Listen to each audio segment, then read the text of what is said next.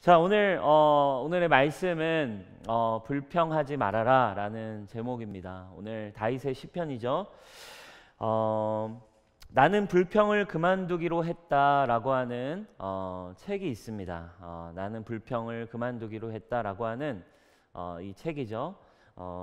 많이 팔렸던 책입니다. 이 저자가 워킹맘으로 일하고 있었어요. 워킹맘으로 일하던 저자는 어느 날 불평을 달고 사는, 어느 순간 일을 하고 또 자녀를 돌보고 육아를 하고 일을 하면서, 여러분 워킹맘으로 사는 게 얼마나 힘들겠습니까? 정말 근데 힘들긴 한데 어느 순간부터 너무 많은 불평을 달고 살아가는 자신의 모습을 보고 너무 깜짝 놀랐다고 합니다. 나는 지금까지 긍정적인 사람이라고 자부했는데, 나는 굉장히 긍정적으로 살아온 사람이라고 나는 생각했는데, 이 습관적인 불평이 자신의 삶을 막 잠식해가고 습관적인 불평이 계속 나오다 보니까 어느 순간 자기의 삶과 자기의 몸도 망가지기 시작하고, 자기 주변에까지도, 가족들과 주변에 있는 지인들에게까지도 부정적 에너지를 퍼뜨리고 있는 자기 자신을 이렇게 직면하게 됐다는 거예요. 계속해서 자신의 삶의 모든 의욕도 떨어지고 관계들도 점점 멀어지기 시작하는 걸 깨닫게 되고, 이제 여러 가지의 결단을 하게 되죠. 내가 불평을 그만두기로 했다. 이렇게 가위로 이렇게 싹둑하고 있는 책에 표지가 있잖아요. 나는 이제 진짜 불평 안 해야겠다. 이런 결단을 통해서 여러 가지 자신의 어떤 실천, 그리고 이런 방법들, 이런 것들을 소개해 놓은 책들입니다. 여러분, 오늘 우리가 읽었던 시편은 37편의 시는 여전히 다윗이 쓴 시입니다. 시편 1권은 1편부터 41편까지, 그러니까 시편이 150편인데 원래 이 유대인들의 성경에는 총 5권의 묶음으로 된 시편이 이 150편의 시편이에요. 그 5권 중 1권이 1편부터 41편인데 이 시편 1권은 다 다윗의 시로 돼 있어요. 그래서 1편부터 41편까지는 다윗의 시로만 묶여져 있죠. 여러분, 이 시 또한 다윗이 쓴 시예요. 우리가 계속 지금 다윗의 시들을 묵상하고 있는데, 우리는 자연스럽게 이 시들이 다 똑같은 시들이지만 그 쓰여진 시기가 다르고 상황이 다르고, 어린 시절부터 다윗이 노년기에 이르기까지 썼던 시들이 참 많이 있습니다. 이 시는 다윗이 어느 정도 나이를 먹고 나서 쓴 시죠. 다윗의 인생을 우리가 한번 떠올려 볼 수 있을 것 같아요. 여러분, 다윗의 인생은 어때요? 여러분, 우리가 지난주에 다뤘던 부분처럼 다윗은 어쩌면 좀 굉장히 젊은 나이에, 어쩌면 굉장히 사람들이 부러워할 만한 엄청난 성공을 거둔 사람이었습니다. 야, 이제 네 인생 성공했다. 야, 네 인생 이제 됐다라고 할 만한 성공을 거뒀어요. 왜요? 골리앗을 잡았기 때문이죠. 그러나 그는 말도 안 되는 모함, 말도 안 되는 시기, 말도 안 되는 문제에 휩싸이게 됩니다. 그리고 가장 젊고 화려했던 청년의 시간을 그 문제로 인해, 사고로 인해, 자기가 원치 않았던 모함, 그쵸? 모함으로 인해서, 여러분 상상해 보세요. 청년의 시간, 그 가장 잘 나가던 시간에 10년이 넘는 시간을 광야에서 보냈어요. 광야에서 보냈다는 말을 조금 더 우리가 리얼하게 얘기하자면 10년이 넘는 시간을 그 나라의 지명 수배자로 살아가게 됩니다. 여러분 한번 상상해 보세요. 여러분들의 인생에, 여러분들이 뭐 한 50년, 60년을 살았다라고 할 때, 만약에 여러분들이 50년의 인생을 사는데 50년 중에 10년이 넘는 시간, 여러분들의 인생 25%를 온 국민의 모든 곳에 붙어있는 지명 수배자로 인생을 산다라고 사는 인생이었다면, 여러분들이 한 50세쯤 되었을 때 여러분들의 인생은 어떨 것 같아요? 저는 제가 만약에 청년의 시절 한 10년을 넘게 지명 수배자로 쫓기는 인생을 10여 년이 살았다라고 한다면, 저의 한 50대쯤이면 완전 표정이 이렇게 되어 있고, 그죠? 왜? 40세부터 자신의 얼굴을 책임져야 된다 하잖아요.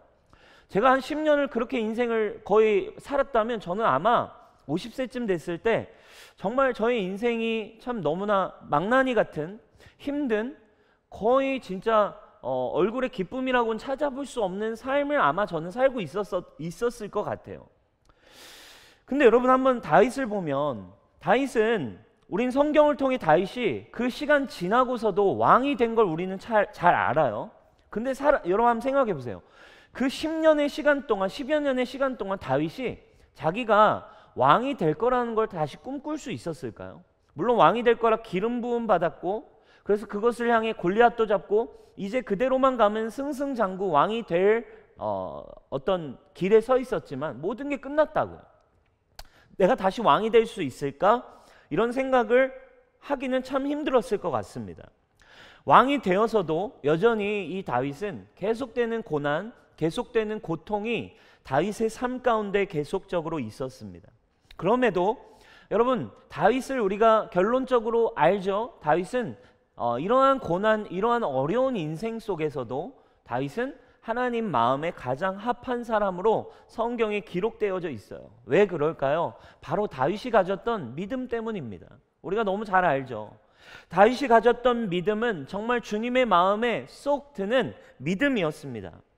여러분, 근데 이렇게 어려운, 그러니까 우리는 상상조차 할 수 없었던 이런 삶을 살았던 다윗, 그런데 그런 고난, 그런 어려움에도 불구하고 다윗은 정말 믿음의 사람, 그리고 하나님 마음에 합한 사람으로 인정을 받게 되었어요. 여러분, 그런 다윗이 어떤 믿음의 비결이 있지 않겠습니까? 어떤 믿음의 비결이 있는데, 그 믿음의 비결을 가진 다윗이 오늘 이 37편의 시에서 우리에게 한 가지를 권면하고 있습니다. 뭘 권면합니까? 지속적으로 나오는 말이에요. 바로 불평하지 마라. 불평하지 말고 시기하지도 마라. 이렇게 우리에게 권면하고 있어요. 다윗이 어쩌면 이 한 가지의 비결을 다윗은 가지고 있었는지 모르겠습니다. 불평하지 말아라. 다윗이 주님의 선하심, 주님의 인자하심, 그분의 놀라운 생명, 하나님의 진짜 그 선하심과 인자하심과 풍성하심과 위대하심을 누릴 수 있었던 정말 단순한 비결, 그의 삶에는 불평이 없었어요. 시편은 그의 인생의 일기이고, 시편은 그의 인생의 보고서입니다. 시편은 그의 인생의 기록이고, 오늘 우리가 보는 이 시편은 다윗의 인생의 단어 사전들이라고 우리는 볼 수 있습니다.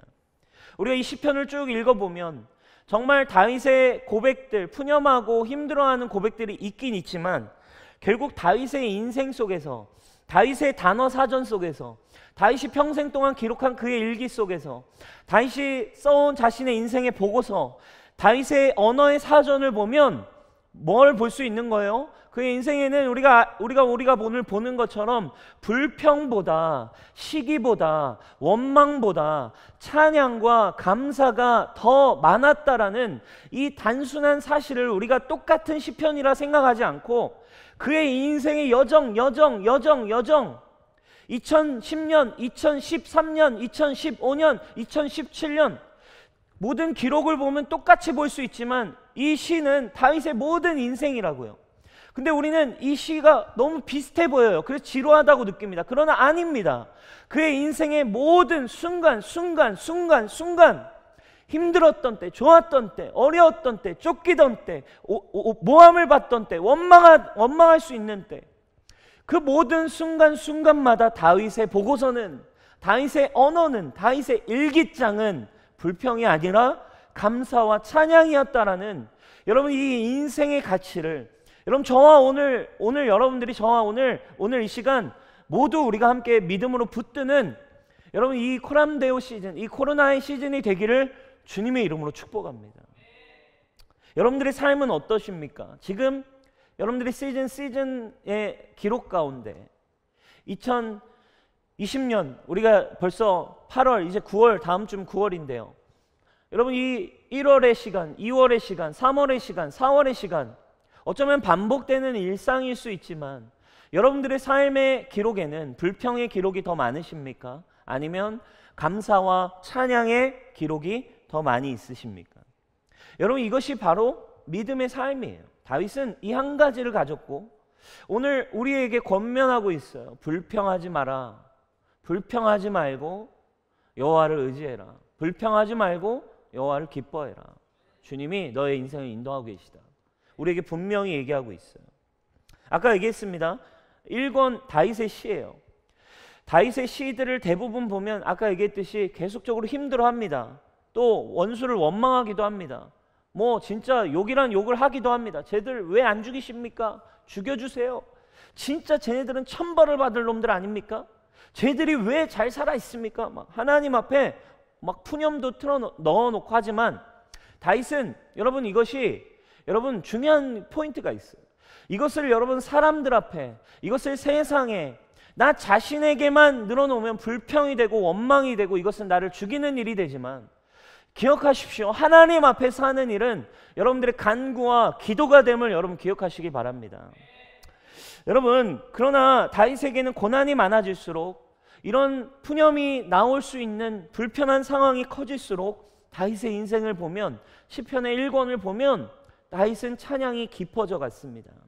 힘든 상황이 찾아올수록 다윗에게는 감사와 오히려 주님과의 관계가 더욱더욱 깊어지는 것을 우리는 볼 수 있습니다. 다윗은 자신의 인생의 불신, 자신의 인생의 불평, 자신의 인생의 시기, 자신의 인생의 원망이 깊어지도록 가만히 내버려 두지 않았어요. 한 성도님의 가정에 목사님이 신방을 가게 됐습니다.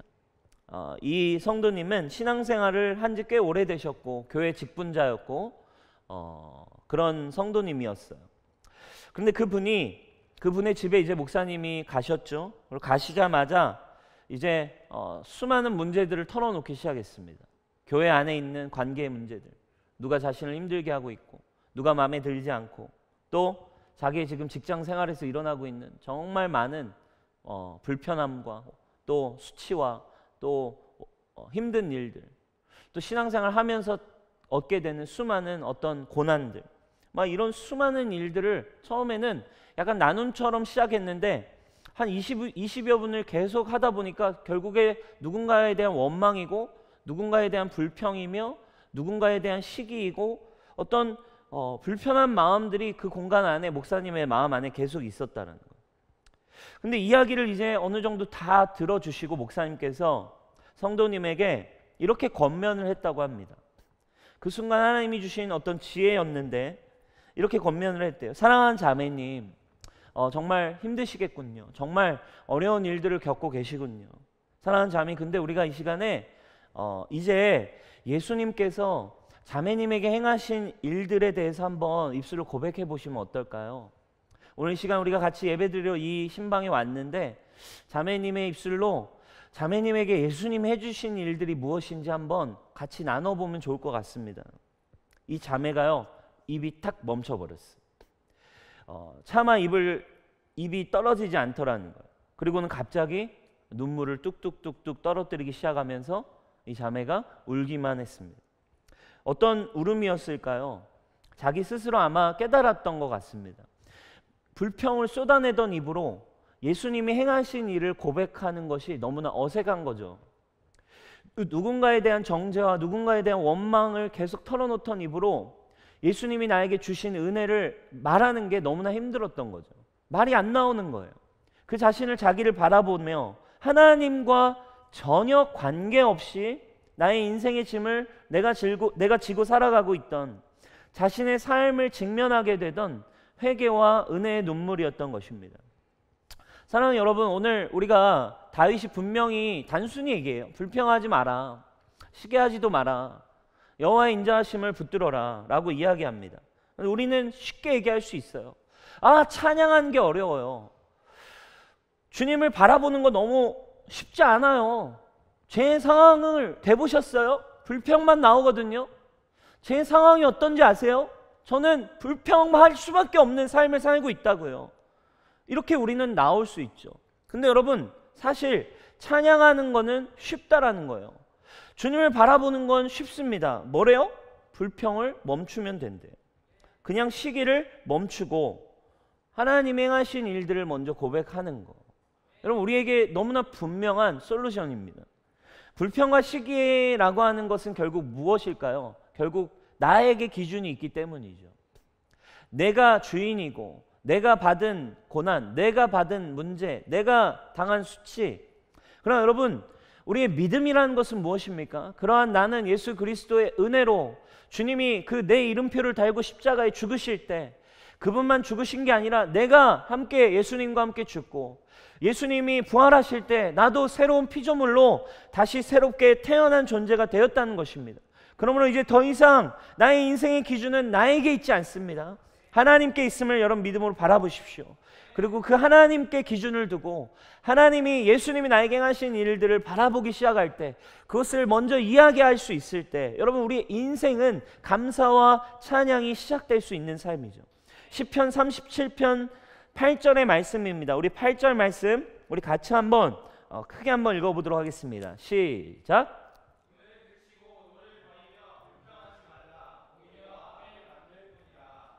네, 우리 뒤에서 형제들이 열심히 읽어주고 있어요 지금. 네, 분을 그치고 노를 버리고 불평하지 말래요. 분을 그쳐야 된다. 노를 버려야 된다. 합치면 분노, 그죠? 분노하지 말고, 분노는 악을 만들 뿐이에요. 죄악을 살아나게 만든.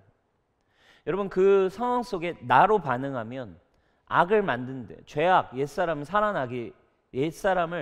살아나게 하는 일밖에 되지 않아요. 불평은 여러분들의 옛사람을 부활하게 하는 능력이 있습니다. 시기와 원망은 이미 믿음을 가지고 있다 해도, 구원받았다 해도 시기하고 불평하는 말은 여러분들의 옛사람을 살아나게 하는 능력이 있어요. 그러나 여러분, 감사를 고백하는 거, 찬양을 고백하는 거는 여러분들의 믿음이 살아나게 하는 능력이 있음을 여러분 믿으시길 축원합니다. 아멘. 주님을 바라보라는 거예요. 여러분 오늘 다윗은 불평하지 말고 이렇게 하라고 우리에게 솔루션을 줍니다. 첫 번째, 여호와를 의지하라 라고 하고 있습니다. 3절 말씀 우리 같이 한번 읽어보겠습니다. 시작. 여호와를 의뢰하고 선을 행하라. 땅에 머무는 동안 그의 성실을 먹을거리로 삼을지어다. 여호와를 의지하래요. 여호와를 의지하라는 거 무슨 말입니까? 여호와가 나의 선한 목자이시다. 우리 지난번에 배웠습니다. 주님이 나의 주인이시다. 나보다 나를 더 잘 아셔서 주님이 허락하신 시간이다. 주님이 이끌고 계신 시간이다. 지금 만난 고난, 지금 만난 그 사람, 지금 만난 나의 이 시즌, 지금 내가 힘들게 가고 있는 이 어려움들, 내가 극복해야만 하는데 쉽지 않은 이 상황, 선한 목자이신 하나님이 나에게 허락하신 것이다. 주님을 의지한다라는 건 주님의 주권, 주님의 인도하심을 신뢰한다라는 뜻입니다. 사랑하는 여러분, 주님을 신뢰하십니까? 그때 우리는 어떻게 할 수 있습니까? 주님의 인도함이라는 믿음이 있을 때 비로소 선을 행할 수 있습니다. 그리고 무엇을 할 수 있습니까? 성실, 최선이라고 하는 삶을 우리는 살 수 있는 거예요. 하나님이 나를 인도하시다라는 것을 믿는 사람에게 나오는 삶이 성실함입니다. 사랑하는 여러분, 은혜를 받았다라는 이유로 여러분들의 삶을 방치하고 있습니까? 세상 사람은 여러분들의 믿음을 인정하지 않을 것입니다. 사랑하는 여러분, 여러분들의 삶에 여러분 불평을 내려놓으십시오. 여러분 삶에 지금 있는 시즌, 청년의 때 여러분 고생하는 겁니다. 어려움이 있습니다. 지금 열매 맺지 못하는, 또 투자해야 되는 시간들이 있습니다. 그러나 중요한 것은 청년의 때에 여러분 하나님을 기억하시고 불평을 내려놓고 원망을 내려놓고 내가 왜 일을 해야 되지? 나는 왜 이런 상황이지가 아니라 여호와를 바라보세요. 찬양과 주님을 바라볼 때, 의지할 때 여러분들의 삶에는 최선이라고 하는 여러분 열매들이 맺어지기를 주님의 이름으로 축복합니다. 그때 여러분들의 삶 가운데 하나님의 영광이, 하나님의 삶이, 기쁨이 회복되는 삶이 여러분 되기를 축복해요. 단순합니다. 불평을 내려놓으면 여호와를 의지하게 될 수 있어요. 여호와를 의지하게 되면 불평이 사라집니다. 주님이 선한 목자이심을 의지하면 불평은 없습니다. 오케이, 주님 인도하고 계신 거죠? 주님 믿습니다. 주님, 나를 힘들게 하는 저 사람, 주님 저의 이 상황, 주님 허락하신 거죠? 믿습니다. 주님 불평하지 않습니다. 주님 원망하지 않습니다. 주님 이 시간 믿음으로 갈 것입니다. 주님 오늘 설거지 열심히 하겠습니다. 주님 오늘 직장에서 청소도 열심히 하겠습니다. 내가 이 일이나 하려고 이 직장 들어왔나? 아닙니다. 주님 저에게 허락하신 줄 믿습니다. 주님 제가 열심히 하겠습니다. 아 나는 이 연습실에서 언제쯤 빠져나갈까? 정말 이게 나에게 허락하신 게 맞을까? 아닙니다. 오늘 우리 민경자매 고백한 것처럼 주님이 나를 사랑하시고 주님이 나를 인도하고 계시다는 믿음으로 하나님 이 시간 이 연습실에서 제가 최선을 다하겠습니다. 여러분들의 삶을 주님을 의지하는 삶이 되기를 축복해요. 할렐루야. 축복합니다. 두 번째, 다윗은 이런 솔루션을 우리에게 주고 있습니다. 뭐라고 얘기합니까? 여호와를 기뻐하라 라고 이야기합니다. 첫 번째 여호와를 의지하라, 두 번째 여호와를 기뻐하라. 4절입니다. 우리 같이 크게 한번 읽겠습니다. 시작.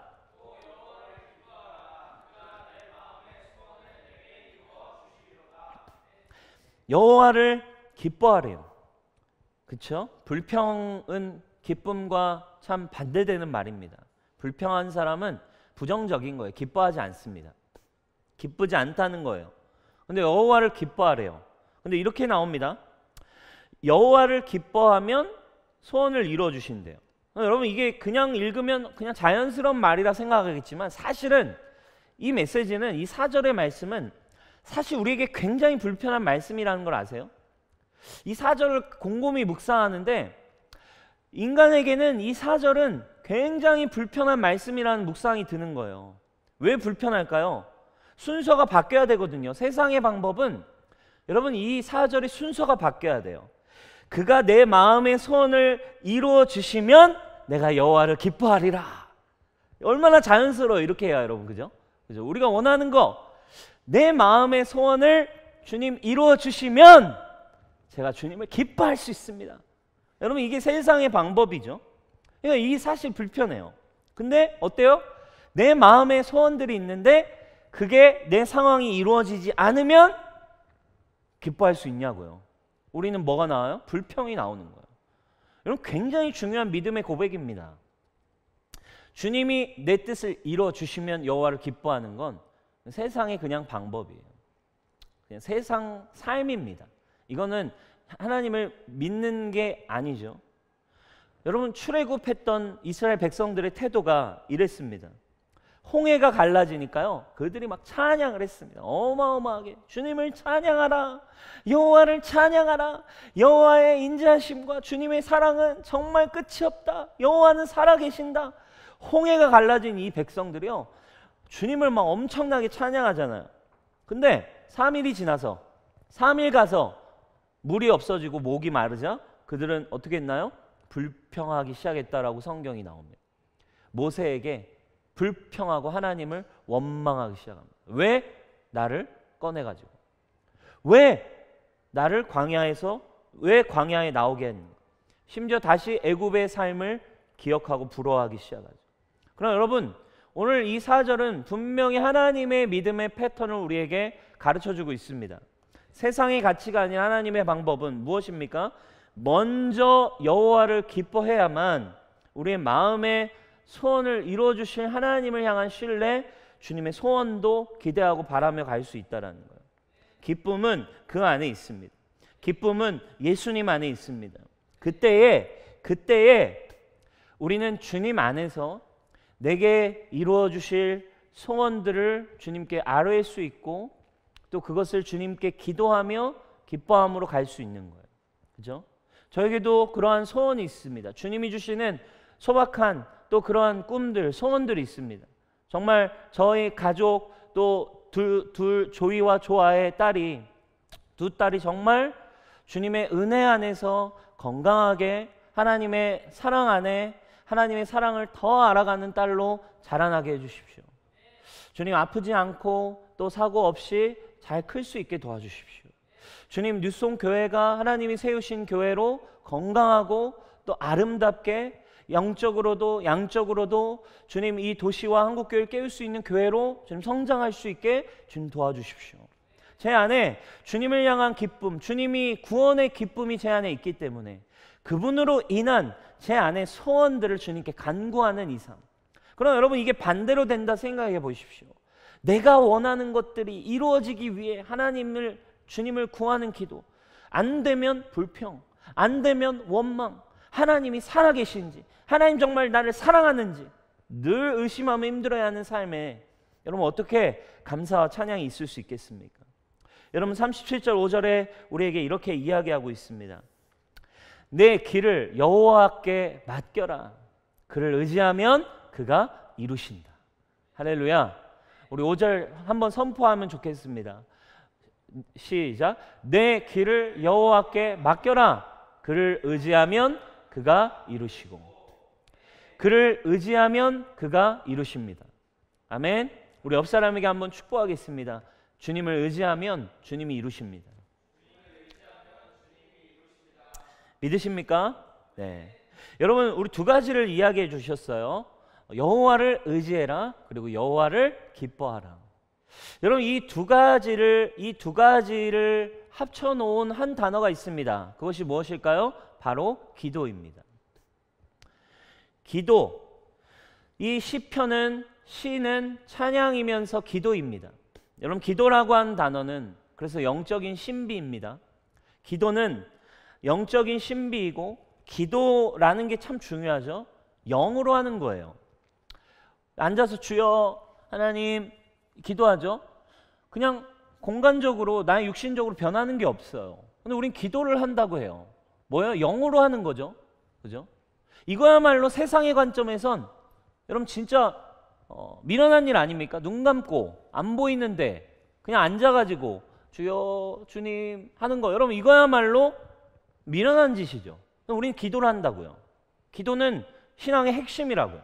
오늘 이 시편은 다 기도예요. 주님을 향한 간구이며 기도이며 찬양입니다. 기도가 왜 중요합니까? 영으로 주님과의 관계의 총체입니다. 영이신 하나님과 관계 맺는 모든 것이 이 기도 안에 들어있기 때문이에요. 영적 세계의 모든 게 담겨져 있습니다. 관계에 있어서 주님과 관계.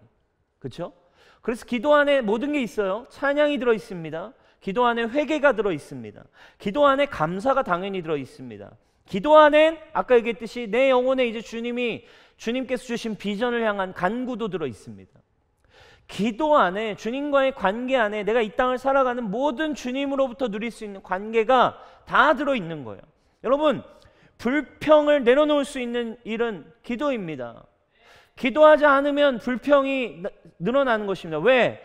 하나님께 영으로 표현하고 주님을 의지하고 주님을 기뻐하는 것이 멈췄기 때문에 나의 육신의 입술에 불평과 시기와 원망들이 커질 수밖에 없는 것이죠. 아까 그 자매의 신방처럼 불평과 성도이고 사역을 하고 있고 교회 직분자이지만 믿음은 있다 하지만 계속되는 불평과 원망과 두려움을 다 털어놓고 한번 주님 행하신 일을 우리 믿음으로 같이 고백합시다 하니까 입이 딱 막히는 거예요. 이야기할 수 없어요. 사랑하는 여러분, 여러분들의 입술이 여러분 불평과 시기가 아니라 이제 하나님을 의지하고 하나님을 기뻐할 수 있는 기도의 삶을 여러분 장착하시고 배우는 우리 뉴송처치 되기를 주님의 이름으로 축복해요. 여러분 이 시즌 기도의 때입니다. 여러분 이 코로나 시즌 나라를 위해 여러분 기도하셔야 합니다. 한국 교회를 위해 불평과 지금 한국 교회를 향한 원망, 한국 교회를 향한 시기, 한국 교회를 향한 막 이런 정죄의 말들을 쏟아내기 전에 먼저 우리가 하나님 무엇을 원하십니까? 하나님 저를 교회로서 어떻게 사용하기 원하십니까? 주님 이 절박한 이 질병으로 고통받는 이 시즌 하나님 무엇을 원하고 계십니까? 하나님 제가 직면해야 될 것은 무엇입니까? 여러분 우리가 이 시즌 정말 하나님 앞에 기도하는 여러분 되기를 주님의 이름으로 축복합니다. 결국 주님을 의지하는 거 여러분 기도입니다. 우리 한 가지 이야기만 나누고 이제 마무리하고 싶은데요. 흔히 여러분 우리 마음이라고 하는 거, 우리의 마음이라고 하는 거를 오늘날 이제 과학에서는 의학과 과학에서는 우리의 마음을 마음이란 단어는 굉장히 좀 문학적 단어잖아요. 문학적 단어인데 이 마음이라고 한다. 그리고 추상적이고 보이지 않는 영역이잖아요. 그래서 이 과학에서는 마음을 이제 뇌라고 많이들 이제 명명하잖아요. 마음은 우리의 사실 신체 안에서 뇌가 작동하고 있는 영역이다. 그래서 이제는 마음을 뇌라고 많이 이제 세상에서는 동일시하고 있습니다. 여러분 그래서 이 뇌라는 건 우리의 몸 안에 있잖아요. 우리의 이 머리 안에 있는 게 뇌예요. 근데 이 뇌라는 게 참 신기하다라고 신기한 기관이에요. 어떤 게 신기하냐면 나이가 들면 우리의 육신은 노화가 와요. 그래서 이렇게 늙습니다. 그래서 피부도 점점 늙어가고 우리의 모든 기능이 이렇게 점점 저하돼요. 근데 이 뇌라고 하는 거는 트레이닝과 관리의 여하에 따라서 어떻게든 노화되지 않고 여전히 계속 기능을 할 수 있고 계속적으로 기능을 하고 개발될 수 있는 어떤 특별한 신체 기관이라는 거죠. 대부분의 기관은 다 점점 쓰면 쓸수록 노화되고 이제 기계처럼 마치 오래되면 연식이 지나면 이제 어려워지는데, 이 뇌라고 하는 거는 물론 어떤 이 기관질, 이런 세포 이런 것들은 뭐 어려울 수 있지만 그 기능 자체는 지속적으로 사용 가능한, 개발 가능한 기관이라는 거죠. 근데 그게 가능하게 만드는 어떤 중요한 성질이 있어요. 이 변환이 계속 가능하고 개발될 수 있는 뇌가 가진 자유로운 성질을 신경가소성이라고 한대요. 어려운 단어죠. 신경가소성이라고 하는 단어라고 해요. 그래서 새로운 신경회로가 계속적으로 연결되게 하는 뇌의 어떤 능력이래요. 근데 여러분, 이 신경가소성이 어디에 영향을 주냐면 이제 오래된 습관을 우리가 버리고 새로운 걸 배우고 새로운 지식을 습득하고 또 새로운 기술도 배우고 지속적으로 또 막 성장하고 막 이렇게 새로운 걸 배우게 하는, 그러니까 습득하고 계속 머리를 돌린다 표현하잖아요. 기능한다라는 것처럼 이 신경가소성이 그런 능력을 계속적으로 갖는 거죠. 그래서 사람들이 얘기하잖아요. 나이가 들어도 공부해야 된다. 가장 치매나 이 사람들이 노화되는 건 나이가 들어서 그런 게 아니라 배움을 멈추고 생각하기를 멈추고 이거를 멈추기 때문에 뇌가 고장난다, 이런 표현을 하는 거예요. 근데 여러분, 이 신경가소성이라고 하는 특징이 양날의 검과 같은 역할을 한대요. 이 신경가소성이 잘 사용되면 지금 얘기한 것처럼 뇌는 노화되지 않고 더 개발되고 더 발전한대요. 그래서 계속 뭔가를 습득하는 데 사용되고 이거를 긍정적으로 계속 쓰면은 계속적으로 우리가 뭔가 자신감이라는 어떤 느낌, 그죠? 또 긍정적인 생각이라는 거, 또 어떤 이런 창의력이라고 하는 거, 또 다양한 역할을 할 수 있는 어떤 능력들, 또 머리, 이런 것들이 발달된다는 거죠. 반대로 이 신경가소성을 잘 사용하지 못하면 어떻게 사용되냐? 계속적으로 불평과 불만들, 또 이런 어떤 어려움들 속에 이 신경가소성을 이 뇌가 사용하도록 내버려 두면 이 신경가소성은 양날의 검이어서 신경가소성은 또 뭘로 이제 발달되는 거예요? 부정적인 뇌로 발달이 되더라는 거예요. 이 신경가소성을 잘 사용하면 탁월한 사람, 또 긍정적인 사람, 더 멋진 일을 할 수 있는 사람으로 뇌가 막 기능하고 발전하는데, 이 신경가소성을 잘 못 사용하기 시작하면 계속 힘든 상황, 불평, 불만, 두려움, 이 어려움 속에 나를 방치하면 그게 계속 부정적인 뇌가 된대요.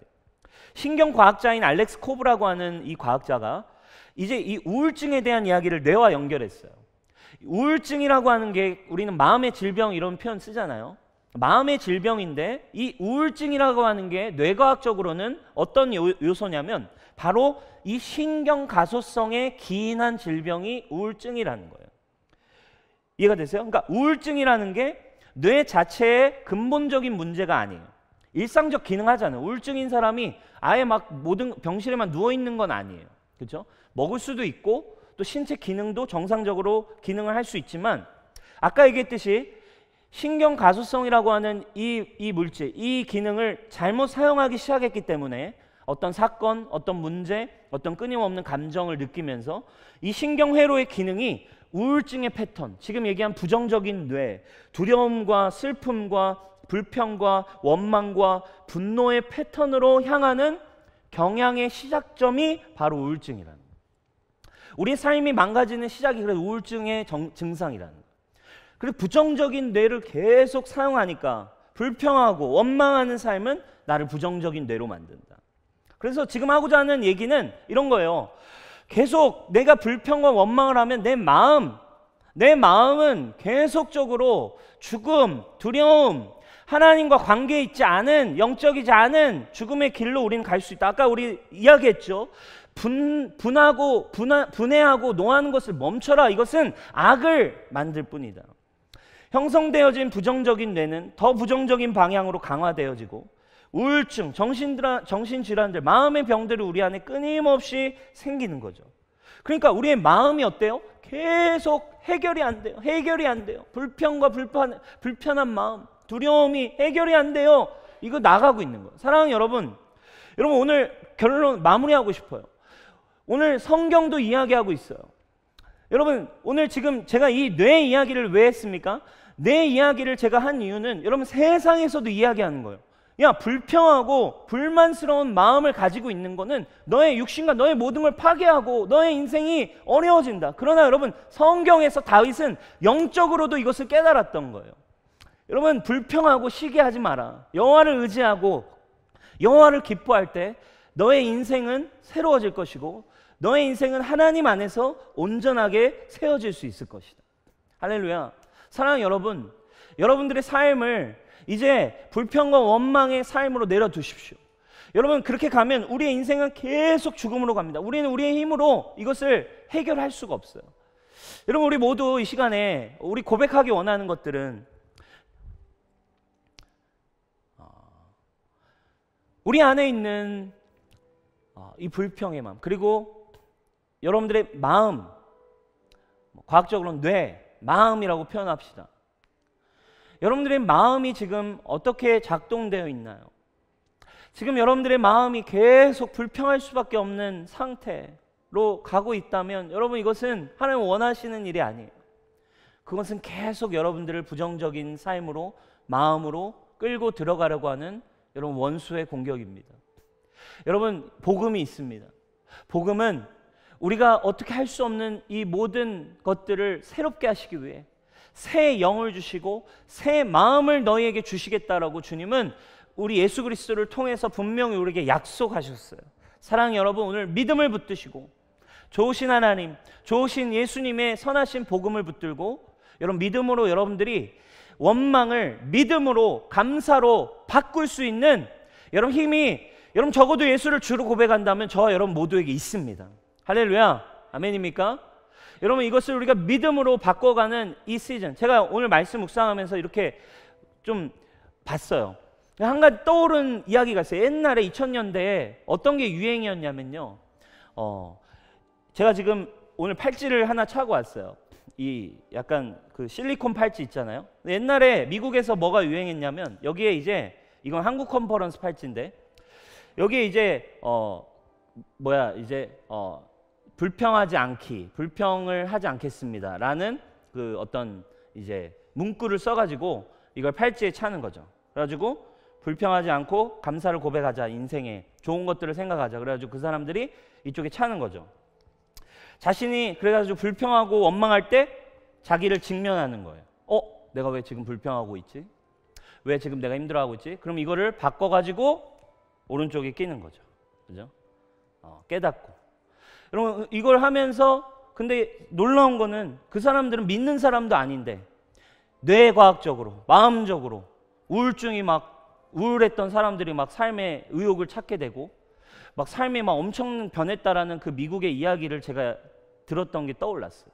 그러면서 하나님이 지혜를 주셨어요. 이 코로나 시즌, 여러분 우리가 얼마나 지금 우울하고, 이 코로나 시즌 우리가 얼마나 지금 불평이 많고, 지금 힘들고 어려운 이 상황 가운데 여러분, 우리가 복음이 우리에게 있다라는 뜻은 우리에겐 변하지 않는, 언제나 상황과 환경과 관계없이 이때야말로 진리를 증명할 때 아니겠습니까? 야, 너는 이렇게 힘든데 너는 어떻게 그렇게 기쁘냐? 야, 이렇게 힘든 시기에 너는 어떻게 그렇게 늘 웃을 수 있어? 야, 이렇게 힘든 시기에 너는 어떻게 늘 행복해? 라는 것이 여러분 진짜 우리가 빛으로서 이 세상의 빛과 소금으로 역할을 감당하는 일 아니겠습니까? 여러분, 그래서 이번 주에 우리가 팔찌를 제작하려고 그래요.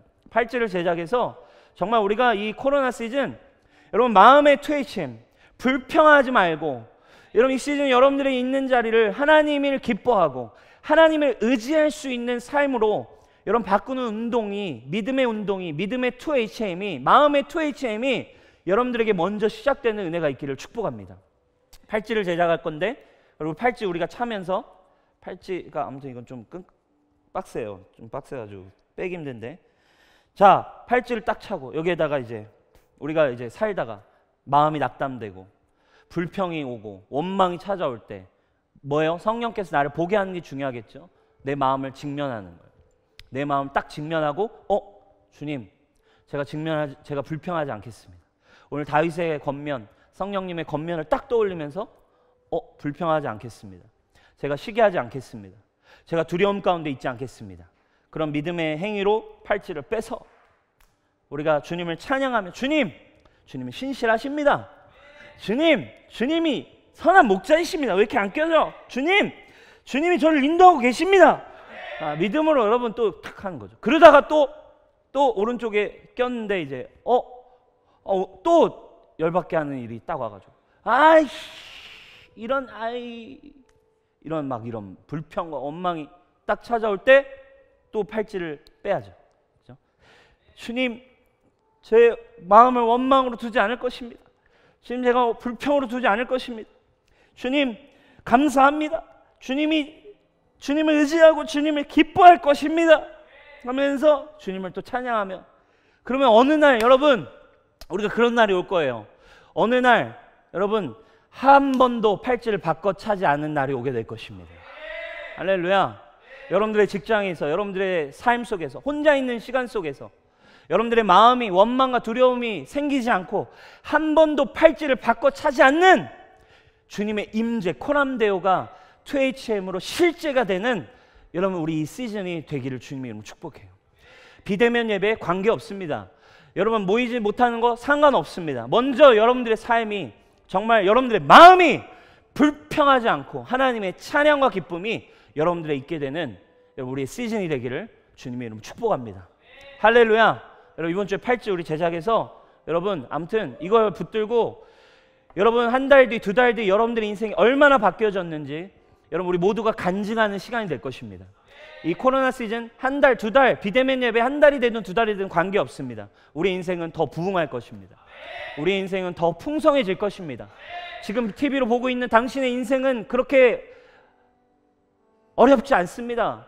힘든 인생이 아닙니다. 우울하지 않습니다. 주님이 당신과 함께하기 때문입니다. 할렐루야. 우리 함께 기도합시다. 우리 시간 함께 기도할 때 주님, 제 안에 주님이 계신데, 저와 하나님이 함께 하신데, 만군의 여호와가 나와 함께 하신데 주님 불평했습니다. 두려워했습니다. 원망의 말들을 쏟아내고 있었습니다. 주님, 그러나 이제 저의 입술이 하나님을 기뻐하고 하나님을 의지하는 기도의 삶이 되기를 원합니다. 주님, 저에게 임재하여 주십시오. 우리 시간 여러분 있는 자리에서 여러분 자신 있게 여러분 안에 계신 예수 그리스도를 의지하여 믿음으로 우리가 함께 기도하며 나아가십시다. 주님 감사합니다. 오늘 이 시간 우리가 믿음으로 고백합니다. 믿음으로 주님을 찾습니다. 믿음으로 주님을 의지하며 나아갑니다.